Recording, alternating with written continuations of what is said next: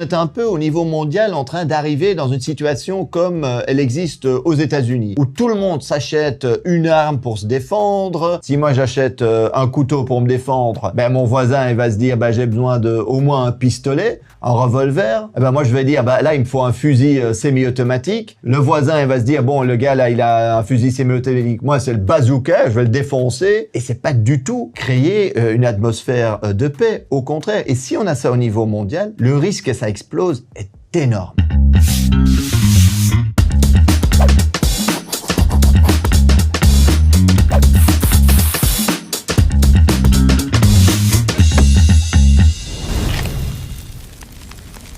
Bonjour et bienvenue dans ce 5e épisode déjà de l'Instant Piment, où nous jetons un regard à contre-courant, pimenté sur l'actualité internationale. Moi je suis, pas de surprise, toujours Marc Botenga, député européen du PTB. Mais avant de commencer, comme c'est déjà le 5e épisode, vous en avez peut-être raté l'un ou l'autre, alors c'est le moment de vous abonner pour ne rater plus aucune vidéo. Allez-y, abonnez-vous à la chaîne. Commençons d'abord par un dilemme économique auquel fait face tout gouvernement dans le monde. C'est ce qu'on appelle le dilemme fusil ou beurre, guns or butter. Sur Wikipédia, ils ont même fait un graphique. Alors c'est quoi? C'est que tout gouvernement a un budget et il doit décider comment le dépenser. On le dépense plutôt en fusil, en investissant par exemple dans la production d'armes, ou est-ce qu'on va le dépenser plutôt pour le social, en investissant par exemple dans l'alimentation, le beurre? Les graphiques sur Wikipédia montrent très clairement que plus on dépense en fusil, pour des fusils,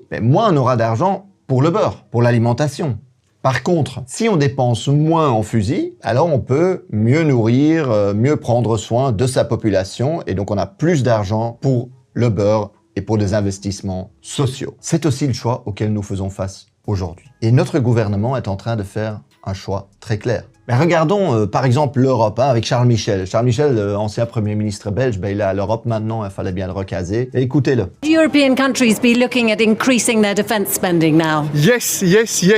And we are doing that because we have decided to increase by 200 billion euros in the following years. Alors pourquoi est-ce qu'il fait des petits sauts de joie comme ça? C'est pas parce qu'ils ont libéré de l'argent pour les soins de santé, pour les pensions, pour quoi que ce soit. Ah non, il s'amuse. Pourquoi? Parce qu'il y a 200 milliards qui seront libérés pour les armes, pour l'armement. 200 milliards. Vous voyez déjà que l'industrie militaire, là, ils font péter le champagne. Inonder le secteur militaire d'argent fait partie de ce qu'on appelle la militarisation. Et l'Europe vit aujourd'hui une époque de militarisation, avec en tête l'Allemagne. L'Allemagne a décidé de donner 100 milliards d'euros de plus au secteur de l'armement. 100 milliards. Ça ferait potentiellement de l'Allemagne la 3e puissance militaire au monde. Der Bundeshaushalt 2022 wird dieses Sondervermögen einmalig mit 100 Milliarden Euro ausstatten. Alors qu'on avait dit après la Deuxième Guerre mondiale que l'Allemagne ne devrait plus jamais militariser. What could possibly go wrong? Et la Belgique n'est pas en reste. Écoutez ce qu'en dit Alexander De Croo, Premier ministre belge. De belofte is dat wij deel uitmaken van de club van de NAVO. Die beschermt ons. Als je deel wil zijn van die club, dan moet je ook je lidgeld betalen.